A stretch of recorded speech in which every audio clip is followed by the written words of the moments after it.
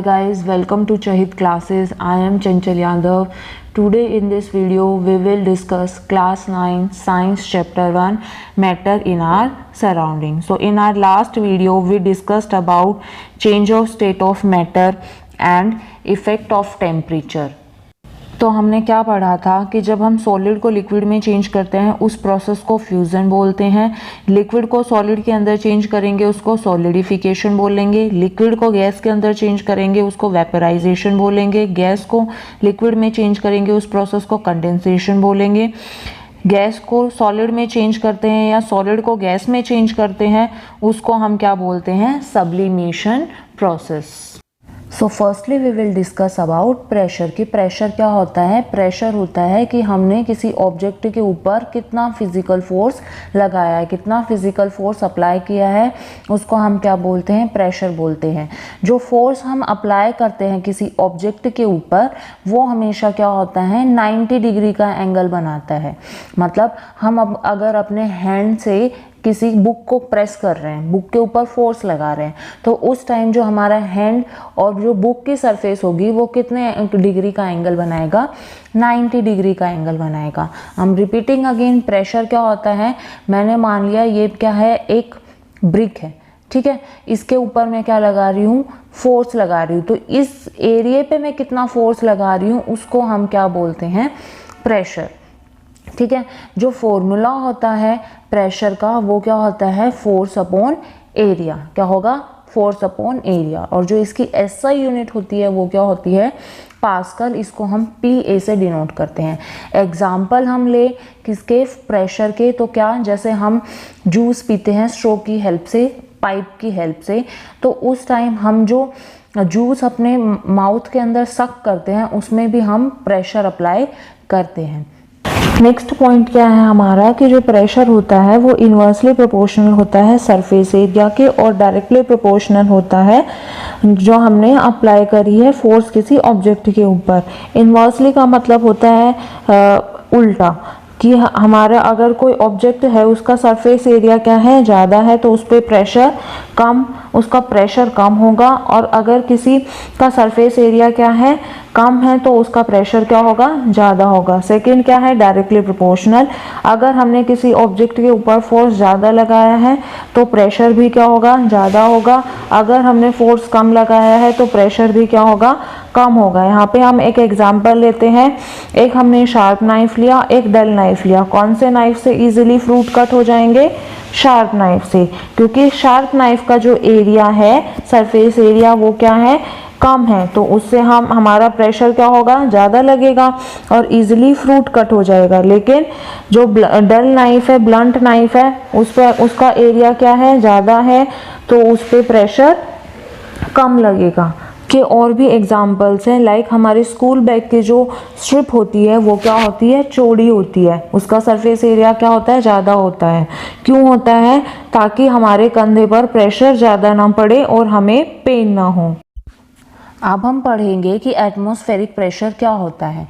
जो हमारी अर्थ का एटमॉस्फेयर है वो अलग अलग टाइप की गैसेस से क्या है, घिरा हुआ है। तो ये जो एयर है और ये गैसेस है ये क्या करती है, अर्थ के ऊपर प्रेशर अप्लाई करते हैं, प्रेशर लगाते हैं। तो इसी को ही हम क्या बोल देते हैं, एटमॉस्फेरिक प्रेशर।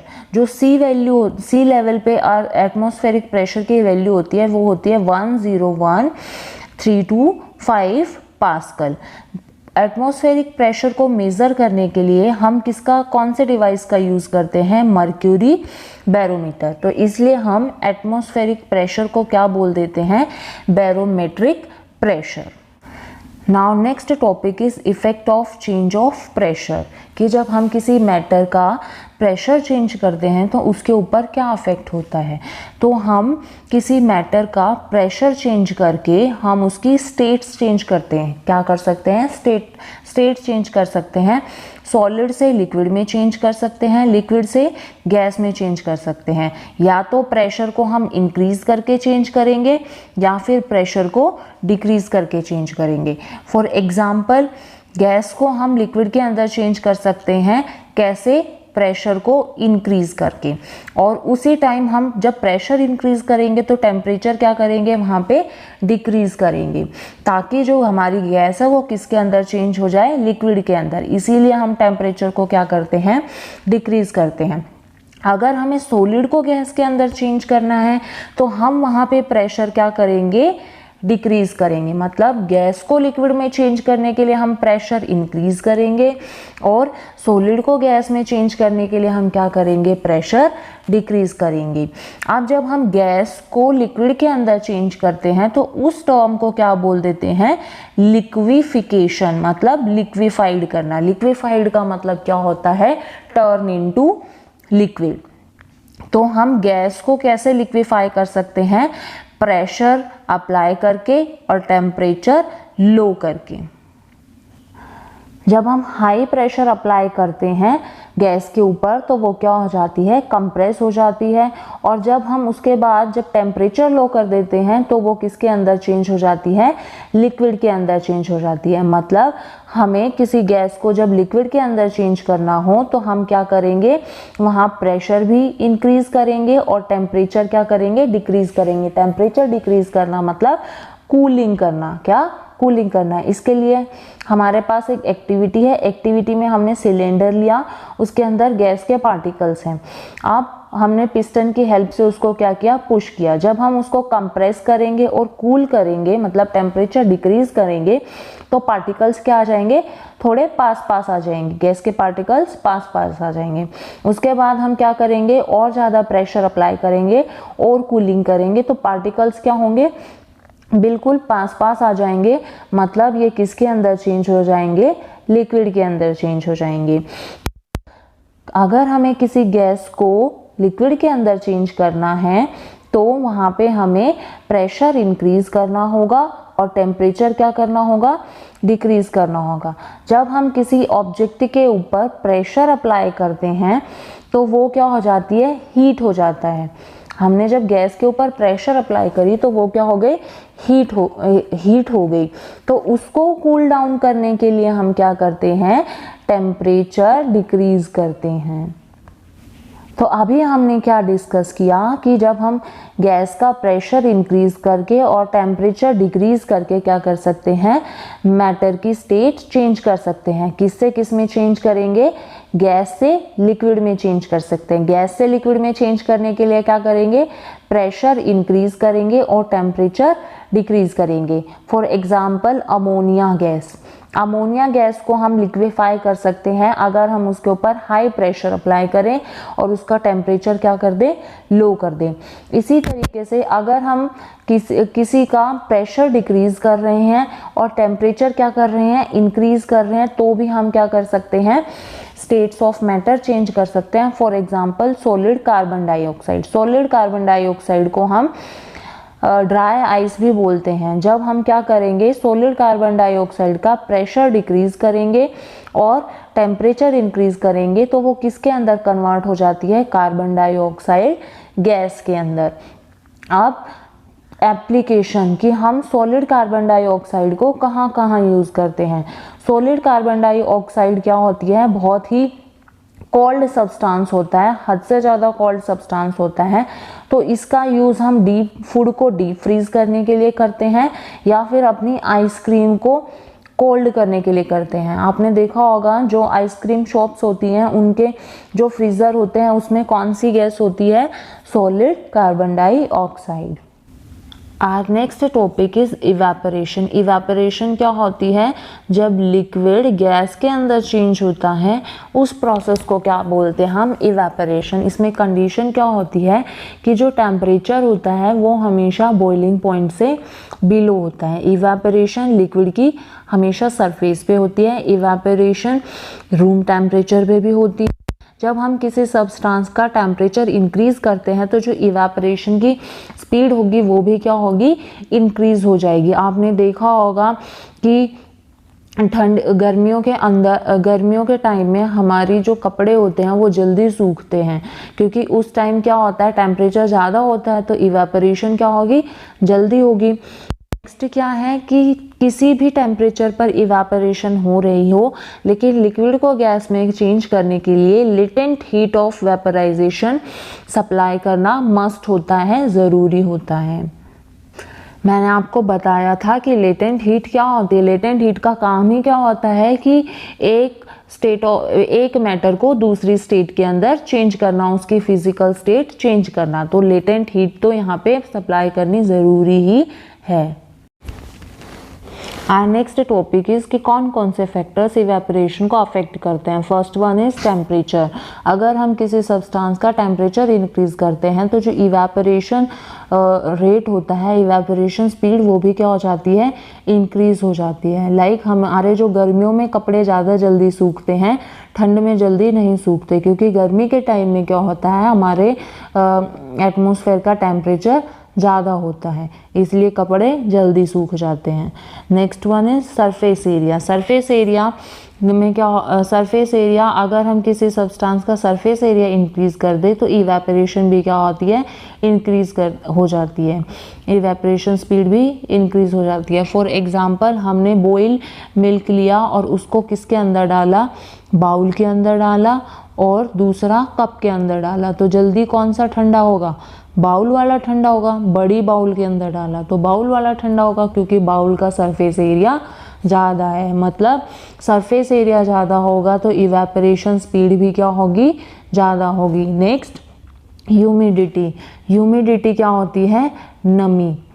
नमी मतलब ह्यूमिडिटी के टाइम क्या होता है, जैसे देखा होगा बारिश के टाइम में हमारे एटमॉस्फेयर में ह्यूमिडिटी ज़्यादा हो जाती है, मतलब हमारे एटमॉस्फेयर में वाटर के ड्रॉपलेट्स आ जाते हैं, जिससे इवेपोरेशन क्या होती है, इवेपोरेशन स्पीड डिक्रीज हो जाती है। तो यहाँ पे क्या है, अगर ह्यूमिडिटी इंक्रीज हो रही है तो क्या होगा, इवेपोरेशन डिक्रीज हो जाएगा। जून के टाइम में, समर सीजन में ह्यूमिडिटी सबसे कम होती है, तो उस टाइम देखा होगा हमारे जो कपड़े हैं वो जल्दी सूख जाते हैं। बारिश के टाइम में या ठंड के टाइम में कपड़े जल्दी नहीं सूखते हैं। नेक्स्ट विंड, कि जब हवा तेज चल रही होती है, हम हवा की स्पीड को क्या कर दे, इंक्रीज कर दे, तो उस टाइम भी हमारी क्या होती है, इवेपोरेशन इंक्रीज हो जाती है। हम क्या ले, यहाँ पे भी हम कपड़े वाला एग्जांपल ले सकते हैं कि अगर हम हवा तेज़ चल रही है तो हमारे कपड़े जल्दी सूख जाएंगे, और अगर हवा तेज़ नहीं चल रही है तो कपड़े जल्दी नहीं सूखेंगे। तो यहाँ से हमने क्या डिस्कस किया कि टेम्परेचर को इंक्रीज़ करते हैं तो इवेपोरेशन रेट भी क्या होता है, इंक्रीज़ करता है। सरफेस एरिया इंक्रीज़ करते हैं तो इवेपोरेशन रेट भी क्या होती है, इंक्रीज़ करती है। ह्यूमिडिटी इंक्रीज होती है तो इवेपोरेशन रेट क्या होती है, इवेपोरेशन रेट मतलब इवेपोरेशन स्पीड, वो क्या हो जाती है, डिक्रीज हो जाती है। विंड इंक्रीज होती है तो इवेपोरेशन स्पीड क्या हो जाती है, इंक्रीज हो जाती है। Now cooling effect of evaporation. Cooling caused by evaporation, जब इवेपोरेशन प्रोसेस होती है तो उस टाइम क्या होता है, कूलिंग प्रोसेस होती है। वो किसके ऊपर बेस होती है, जब एक लिक्विड इवेपोरेट होता है गैस के अंदर तो वो क्या करता है, अपने आसपास के एरिया से या जिस एरिया को वो ऑब्जेक्ट टच कर रहा है उससे लेटेंट हीट ऑफ वेपराइजेशन ले लेता है। फॉर एग्जांपल स्वेटिंग, जब हमें पसीने आते हैं तो उसके अंदर क्या होता है, वाटर होता है, वो क्या होता है, इवेपोरेट हो जाता है। वो इवेपोरेट कब होगा, जब वो हमारी बॉडी से क्या ले लेगा, लेटेंट हीट ले लेगा, और उससे क्या होती है, हमें थोड़ा ठंडा ठंडा फील होता है। जब हम स्विमिंग पूल से बाहर आते हैं तो हमारी वो बॉडी पे क्या होता है, वाटर होता है, और वो वाटर क्या हो जाता है, बॉडी से इवेपोरेट हो जाता है। तो वो क्या लेता है, उस टाइम लेटेंट हीट कहाँ से लेगा, हमारी बॉडी से लेगा इवेपोरेशन के लिए, उससे हमें कैसा, थोड़ा ठंडा ठंडा फील होता है। इसी तरीके से और भी बहुत सारे एग्जाम्पल हैं जो इवेपोरेशन के कंसेप्ट पे वर्क करते हैं। लाइक टी इन सॉसर, जब हम टी को बड़े बाउल के अंदर रखते हैं तो जो इवेपोरेशन है वो क्या होगी, जल्दी होगी।